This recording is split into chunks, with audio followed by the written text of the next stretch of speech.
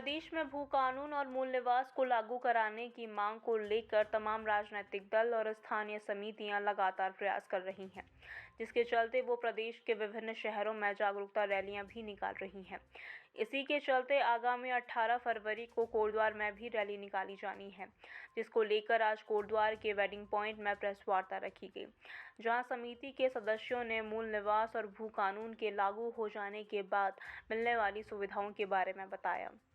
इसका सबसे बड़ा लाभ जो है, यहाँ पर जितनी भी नौकरियाँ होंगी, चाहे वो सरकारी हो चाहे वो गैर सरकारी हो, हर फील्ड में यहाँ के मूल निवासियों को पहला अधिकार मिलेगा। दूसरा, हमारी ज़मीनें बचेंगी, बाहरी माफिया हमारी ज़मीनों पर कब्जा नहीं कर पाएगा। मेडिकल कॉलेज में, इंजीनियरिंग कॉलेज में हमारे युवाओं को दाखिले मिलेंगे और जितनी सरकारी योजनाएं हैं उस पर सबसे पहला लाभ हमारे यहाँ के मूल निवासियों को मिलेगा।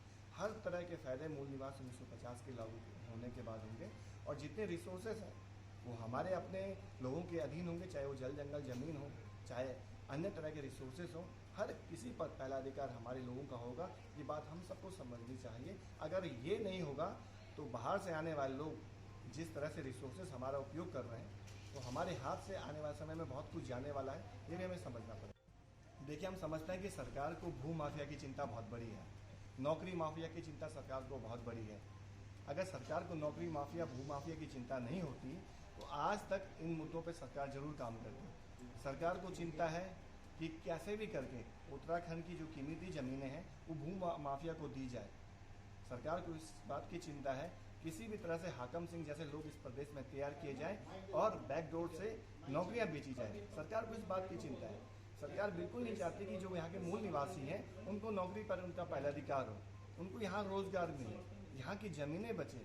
सरकार को इस बात की बिल्कुल भी चिंता नहीं है। सरकार को चिंता सिर्फ माफिया की है और उसको पोषित भी कर रही है। तो हम ये समझते हैं कि सरकार इसलिए इन मुद्दों पे काम नहीं करना चाहती है। अगर काम नहीं करेगी, सरकार मूल निवासियों की भावनाओं को ठेस पहुंचाती रहेगी तो आने वाले समय में कहीं ना कहीं, जैसा कि हम कह रहे हैं, सरकार को ही इसका खामियाजा भुगतना पड़ेगा। जनता भी हजारों की संख्या में सड़कों पे, आने वाले समय में लाखों की संख्या में लोग सड़कों पे उतरेंगे। उत्तराखंड मूवमेंट से भी बड़ा मूवमेंट इस राज्य में खड़ा होगा, ये हम कहना चाहते हैं। देखिए, इसमें काफ़ी संगठनों ने हमें समर्थन दिया है।